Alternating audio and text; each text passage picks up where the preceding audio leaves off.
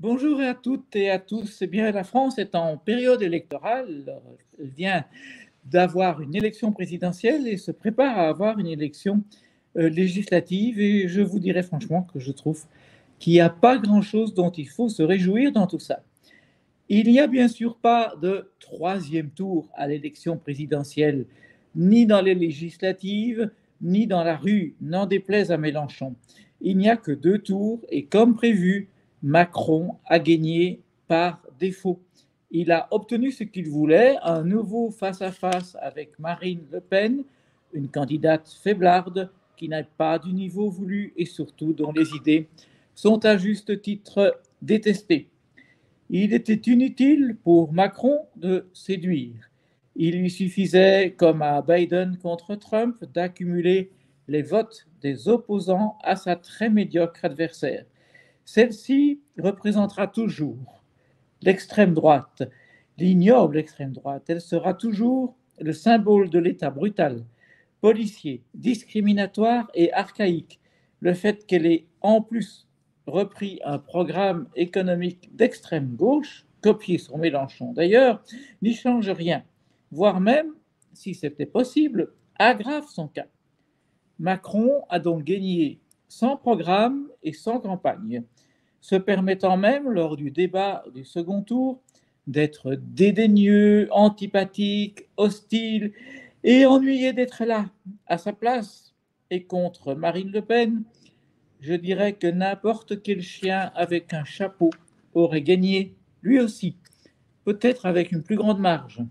Parce que, quand même, laisser 42% à la représentante d'un parti réputé fasciste, ce n'est pas un grand triomphe et c'est de très mauvais augure pour l'avenir de la France.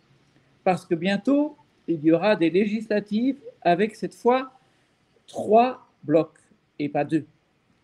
D'un côté, à nouveau, l'extrême droite que le système majoritaire affaiblit toujours et qui n'a dès lors, heureusement, guère de chance de faire mieux qu'un peu de figuration dans les circonscriptions les plus misérables.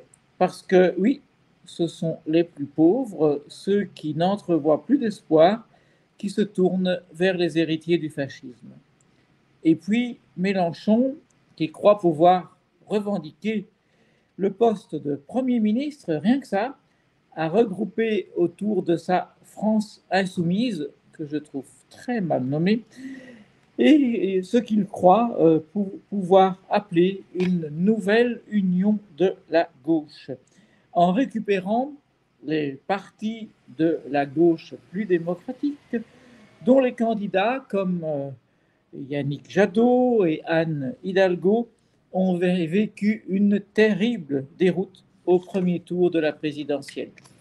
Les socialistes, autrefois quand même premier parti de France, celui de François Hollande, prédécesseur de Macron, celui de Fabius, et autrefois, mais oui, celui de l'impérial Mitterrand, ont fini par se résoudre à l'alliance avec Mélenchon, l'ami des dictateurs Fidel Castro et Chavez, l'homme qui veut confisquer les fortunes, l'homme qui assumerait bien un rôle à la Lénine et qui, devenu le héros d'un gaucho-islamisme pleinement assumé, en a fait le super favori des musulmans de France, ceux qui ont voté à 70%. Mais oui, pour la France insoumise, 70%, oh, c'est presque un score stalinien comme Mélenchon doit aimer.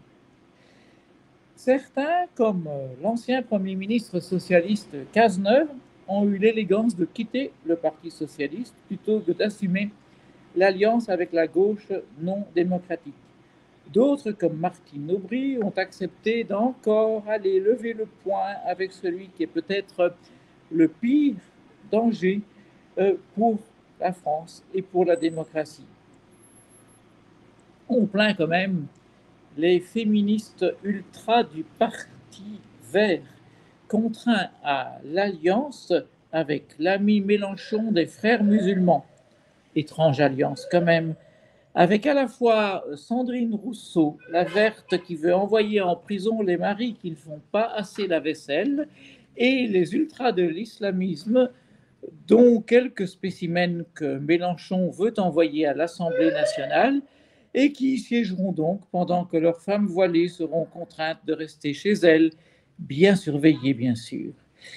Cette prétendue union de la gauche n'a rien à voir avec celle de Mitterrand en 81.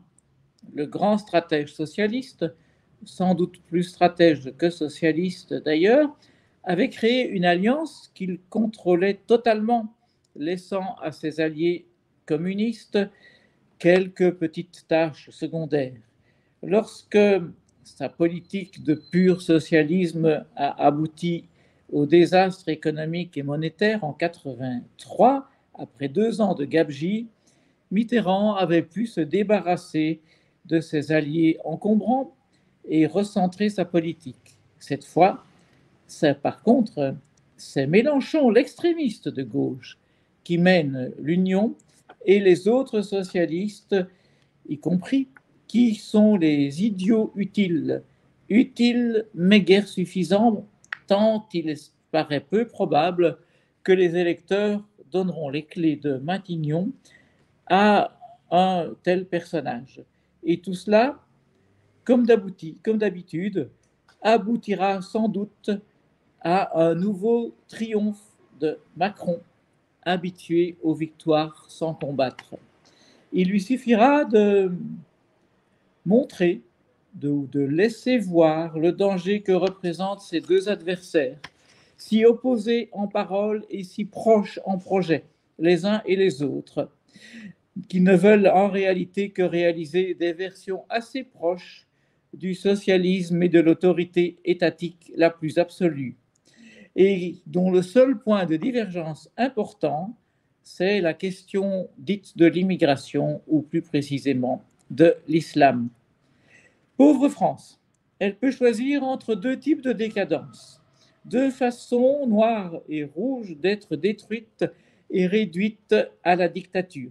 Sinon, il lui faudra encore se résigner à voter Macron, le candidat qui n'a rien d'autre à proposer que cela. Il est le néant. Il n'a rien d'utile à faire, rien d'utile à proposer, mais les autres sont bien pires. Alors les Français préféreront sans doute un mauvais candidat que des candidats tyrans. Et ils auront bien raison. Je vous remercie.